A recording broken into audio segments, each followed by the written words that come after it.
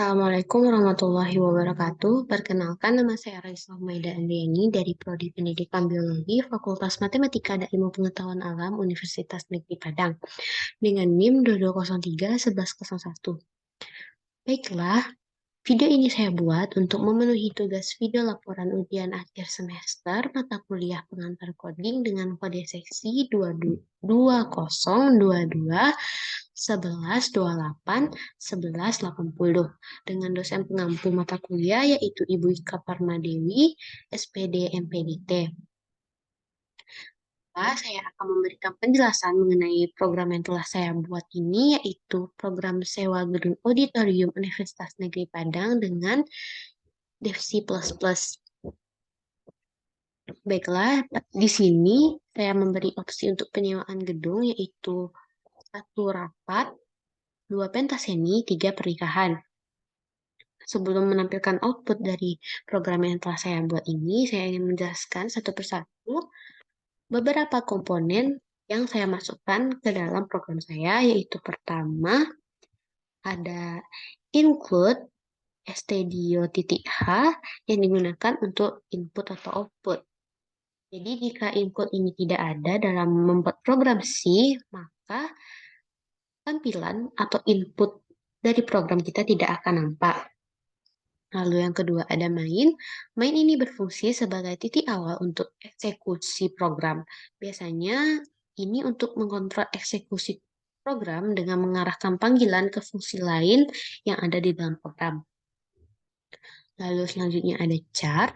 Char ini berfungsi untuk menerjemahkan nomor halaman kode yang mungkin diperoleh dari file tipe komputer lain menjadi sebuah karakter. Lalu selanjutnya ada int atau integer. Integer ini merupakan data tipe berbentuk bilangan bulat atau numerik yang umumnya digunakan untuk menyimpan angka tanpa komponen pecahan. Lalu selanjutnya ada printf. Printf ini berfungsi untuk menampilkan isi dari sebuah variabel yang memuat data, kata, dan kalimat yang banyak atau kalimat saja. Lalu selanjutnya ada scanf. Scanf ini merupakan salah satu fungsi yang dapat digunakan untuk memasukkan beberapa jenis data, yaitu seperti data string, karakter integer, desimal, bilangan real, dan oktal. Lalu selanjutnya ada if. If ini berfungsi memungkinkan jika kita membuat perbandingan logis dengan nilai dan apa yang kita harapkan dengan menguji kondisi dengan mengembalikan hasil jika true atau false. Oleh karena itu, pernyataan if ini memiliki dua hasil. Hasil pertama jika perbandingannya benar dan jika hasil keduanya itu salah. Lalu selanjutnya ada else if atau if else adalah kondisi di mana jika pernyataan benar atau true, maka kode dalam if ini akan dieksekusi, tetapi jika bernilai salah, maka kode yang akan dieksekusi itu yang ada pada else.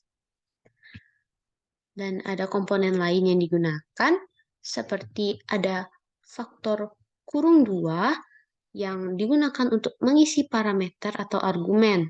Lalu ada kurung dengan tanda kutip 2 di atasnya yang digunakan untuk menempatkan atau mengisi perintah yang ingin dikeluarkan.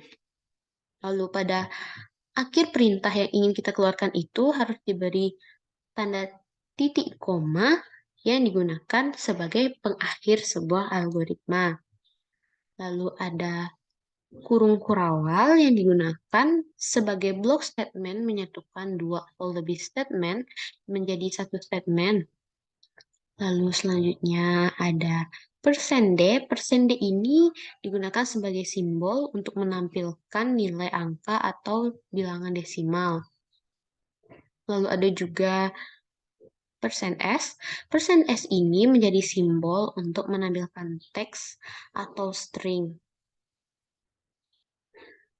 Nah, inilah program yang saya buat untuk memenuhi ujian mata kuliah pengantar coding tersebut. Jadi di sini saya akan menampilkan output yang diperoleh Yaitu nih, saya akan memasukkan nama penyewanya itu Raisa. Opsi pemilihan gedungnya itu saya contohkan pertama dengan rapat. Lalu sewa harinya itu 2 hari. Di sini ada dikatakan jika menyewa lebih dari 3 hari, maka akan mendapat diskon 10%. Lalu saya akan memasukkan jam melewati batas sewa itu tidak ada atau nol. Nah, di sini ditampilkan struk penyewaan gedung auditorium Universitas Negeri Padang. Nah, di sini sudah ada dia totalkan biaya yang ditambah pajak 2% menjadi 6.060.000. Lalu ada juga biaya sewa jika mendapat diskon menjadi 5.860.000. Namun jika tidak mendapatkan diskon, maka hasilnya akan sama dengan jika ditambahkan pajak 20%. Nah, di sini juga ditampilkan total harga yang ada di atas tadi. Nah, di sini juga ada dikatakan jika melewati batas sewa, maka akan didenda sesuai dengan yang tertera sebagai berikut. Denda gedung rapat sebesar 150.000 per jam, lalu ada denda gedung pentas seni 100.000 per jam, denda gedung pernikahan sebesar 200.000 per jam. Karena di sini saya mengambil 0, maka dendanya itu tidak ada. Selanjutnya saya akan mengambil contoh lagi dengan nama Maida.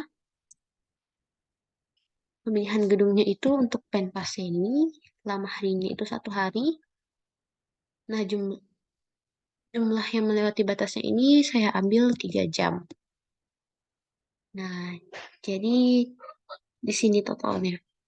Nah, harga sewa jika didenda dapat diskon dan non diskon ini sudah dijumlahkan, maka hasil dari hasil dari penjumlahan penyewaan ini yang harus dibayarkan yaitu jika didiskon ada 1.567.000. Sedangkan harga sewa jika didenda tapi tidak dapat diskon menjadi 1.767.000. Nah, di sini sudah berlaku jumlah melewati batas sewa 3. Berarti 3 kali dari 100.000 per jam.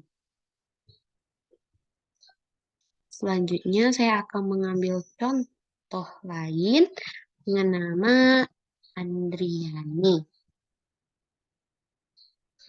Opsi pemilihan gedungnya itu saya ambil pernikahan, harinya 1 hari, melewatinya ini saya ambil 2 jam.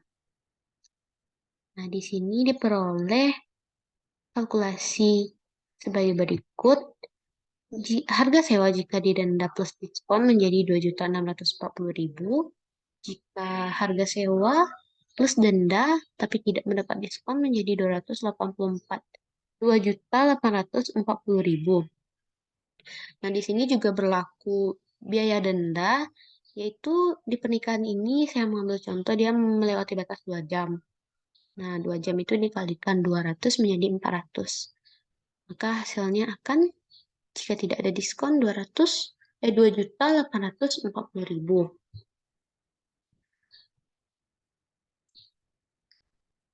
Baiklah, sekian dari video penjelasan saya mengenai program yang telah saya buat, yaitu tentang penyewaan gedung auditorium Universitas Negeri Padang. Maaf jika terdapat banyak kesalahan kata. Saya akhiri. Wassalamualaikum warahmatullahi wabarakatuh. Terima kasih.